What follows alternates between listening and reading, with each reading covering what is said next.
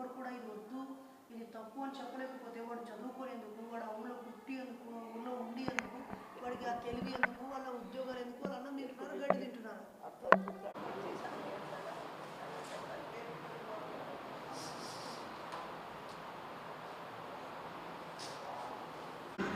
అంటే నేను ఆ పని చేసినట్టయితే మీరు ఎదుర్కొన్న మందు తెచ్చుతారు.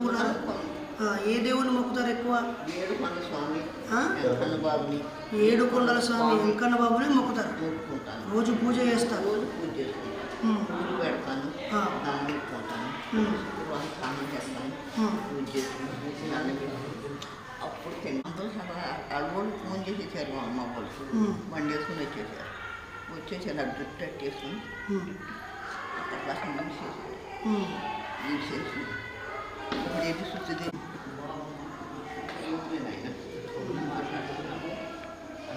రబాబాబు వచ్చి నన్ను లాక్కెళ్ళిపోయి, అరే నువ్వు ఇలా చేస్తుంటే నువ్వన్నా చెప్పొద్దా అది అన్నారు. నేను చెప్తున్నా తను వయసు చేత చేశారని, అంటే ఈ చిల్లంగి మంత్రతంత్రాలు చేసి వాళ్ళకు కీడు చేశారని నమ్మి వాళ్ళకి ఎలా తెలిసింది? మరి వాళ్ళకి నేను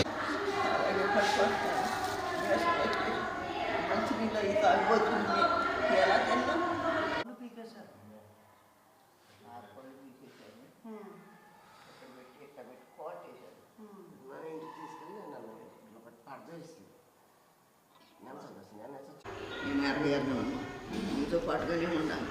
మీ బాబాయినే చేసుకున్నాను, నేను అమ్మగా చేసుకున్నాను. ఇంట్లో ఏం చేస్తాను అని అన్నారు. అంటే నేను అన్నాను. ఏ రోజు జరిగింది, ఎందుకు జరిగింది? శుక్రవారం జరిగింది బాబు. శుక్రవారం రోజు జరిగింది. గురువారం ఊరు వెళ్ళాను, కూతురు చచ్చిపోయింది, జీపస్కి వెళ్ళాను. అందరికీ సామాజిక ఉద్యమాభివందనాలు. నా పేరు డాక్టర్ బైరి నరేష్, మూఢనమ్మకాల నిర్మూలన సంఘం జాతీయ అధ్యక్షుడిని. ఈరోజు ఏలూరు ప్రభుత్వ ఆసుపత్రిలో మద్ది రావమ్మ చికిత్స పొందుతుందని తెలిసి ఈ జిల్లా అధ్యక్షులు నమ్మిన నాగార్జున గారి ఉద్యమ పిలుపు మేరకు ఇక్కడికి ప్రత్యక్షంగా వచ్చి బాధితురాల్ని కలవడం జరిగింది. కన్నీరు మున్నీరై ఏడుస్తూ ఉంది ఈ తల్లి పళ్ళు పీకేశారు, సుత్తితో దాడి చేశారు, రక్తపు మడుగులో చావు దగ్గర దాకా వెళ్ళినటువంటి పరిస్థితి. రక్త సంబంధికులే, ఇద్దరూ పీడనకు గురైన కులాల వాళ్ళే అయినప్పటికీ వీళ్ళ కొడుకు వరుసైన వాళ్ళే సొంత చిన్నమ్మని సుత్తితో కొట్టడము, పట్టుకారుతో పండ్లు పీకడం అనే ఒక ఆటవిక చర్యకు వాళ్ళు పాల్పడ్డారు. మరి ఆ తల్లి 4 రోజులుగా నరకయాతన అనుభవిస్తూ ఈ ప్రభుత్వ ఆసుపత్రిలో చికిత్స పొందుతుంది. ఈరోజు బతికి బయటపడింది కాబట్టి మనం ఇట్లా మాట్లాడుకుంటున్నాం. ఇంకా కొంచెం నిర్లక్ష్యం జరిగి ఉంటే ఆ సుత్తితో ఆమె తలపై కొట్టి ఆమెను చంపేసేవారు. మరి చంపిన వాళ్ళు ఈమెను చంపాలనేది వాళ్ళ ఉద్దేశం కాదు, ఈమె పళ్ళు పీకేయాలనేది వాళ్ళ ఉద్దేశం కాదు.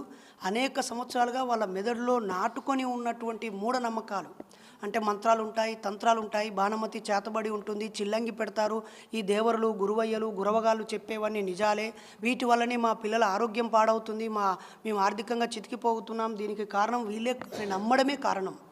మరి ద్వారకా తిరుమల మండలము మత్తెవారి పల్లె గ్రామంలో స్వయంగా తిరుపతి తర్వాత శ్రీ వెంకటేశ్వర స్వామియే వెలిసినట్టుగా భావించే ఒక పుణ్యక్షేత్రంగా వర్ధిల్లే ప్రాంతంలో ఎంత అజ్ఞానం ఉందో ఒకసారి భక్తులు ఆలోచించండి, వివిధ మత పెద్దలు ఆలోచించండి, అధికారులు ఆలోచించండి. ఇది పూర్తిగా అధికారుల నిర్లక్ష్యం వల్లనే ఇది జరిగింది. విద్యా వ్యవస్థ శాస్త్రీయ విద్యను బోధించకపోవడం, వైద్య ఆరోగ్య శాఖ వాళ్ళు రోగాలు వచ్చి హాస్పిటల్కి వస్తే ట్రీట్మెంట్ ఇవ్వడం కాదు, prevention is better than cure అన్నట్టుగా వైద్యం అందించడమే కాకుండా రోగం రాకుండా చూసుకోవడం కూడా వైద్య ఆరోగ్య శాఖ యొక్క బాధ్యత. ఈరోజు ఇలాగే వదిలేస్తే రేపు రానున్న రోజుల్లో మీ ప్రాంతాల్లో ఖచ్చితంగా నరబలులు జరుగుతాయి, మనుషులను సజీవంగా చంపుతారు. ఇప్పటికే అక్కడక్కడ చెదురుమదురు సంఘటనలు జరుగుతున్నాయి. ఒరిస్సా, భువనేశ్వర్, పెర్లాకండి, గంజాం, గజపతి నగర్ ప్రాంతాల్లో ఇవి జరుగుతున్నాయి. ఇప్పుడు అల్లూరు సీతారామరాజు జిల్లాలో కూడా జరిగాయి. ఇంత అభివృద్ధి చెందిన గోదావరి జిల్లాలో ఏలూరులో, అదిలోనూ ద్వారకా తిరుమలలో ఇలాంటి సంఘటన జరగడం చాలా దురదృష్టకరం. గౌరవ ముఖ్యమంత్రి గారు ఈ రాష్ట్రంలో ఎక్కడెక్కడ మూఢనమ్మకాల సంఘటనలు జరుగుతున్నాయో, ఎక్కడెక్కడ నమ్మకాలు బలంగా ఉండి ప్రజలు మోసపోతున్నారో గుర్తించి ఈ గురవయ్యలకి గురవగాలకి కౌన్సిలింగ్ ఇప్పించాలని, అలాగే బాధ్యులైన వారిని కఠినంగా ప్రశ్నిస్తూ మూఢనమ్మకాల నిర్మూలన కోసం ఒక ప్రత్యేక చట్టాన్ని తీసుకురావాలని ఒక జడ్జి గారి ద్వారా, ఒక ఐపీఎస్ ఆఫీసర్ ద్వారా, ఒక కలెక్టర్ స్థాయిలో ఉన్న వ్యక్తి ద్వారా దీని మీద ఒక పరిశోధన చేసి ప్రజలను విజ్ఞానవంతులను చేయాలని మూఢనమ్మకాల నిర్మూలన సంఘం నుంచి ఈ మీడియా ద్వారా ఒకవైపు ప్రభుత్వాన్ని ప్రజలని కోరుతా ఉన్నాం. ప్రజలారా, ఏ అనారోగ్యం వచ్చినా హాస్పిటల్కి వెళ్ళండి తప్ప మాంత్రికులో, భూత వైద్యులో, గారడివాలో, గురువుడిగాలో చెప్పారని చెప్పి పక్క వాళ్ళ మీద అనుమానం పెంచుకొని ఇలా దాడులు చేయడం పూర్తిగా తప్పు. మంత్రం తంత్రం అనేది ఉండదు. మేము ఛాలెంజ్ విసురుతున్నాం. ఎవరైనా మంత్రాలు తంత్రాలు ఉన్నాయి అని అంటే మా గోర్లు కావాలా, మా వెంట్రుకలు కావాలా, మా వస్త్రాలు కావాలా, మేము అన్నీ ఇవ్వడానికి సిద్ధంగా ఉన్నాం. మీ మంత్రతంత్రాలు ఉన్నాయని నిరూపిస్తే ₹1,00,00,000 బహుమతిగా ఇస్తాం. కాబట్టి మంత్రతంత్రాలు ఉండవు. అనుమానము, నమ్మకము, మూఢత్వము మెదడులో పెట్టుకొని తోటి అమాయక ప్రజల్ని ఇబ్బంది పెట్టడం మానుకోవాలని ప్రజల్ని కోరుతున్నాం. ప్రభుత్వం కూడా విద్యా వ్యవస్థలో శాస్త్రీయ విద్య రావాలి. వైద్య ఆరోగ్య శాఖ కూడా ఈ అంశాలపై చైతన్యం కలిగించాలి. పోలీసు శాఖ వారు కూడా గతంలో ఇదే గౌరవ ముఖ్యమంత్రి చంద్రబాబు నాయుడు గారు జన్మభూమిలో మూఢనమ్మకాల నిర్మూలన అంశాన్ని చేర్చి ప్రజల్ని చైతన్యపరిచినటువంటి అనుభవం మాకు ఉంది.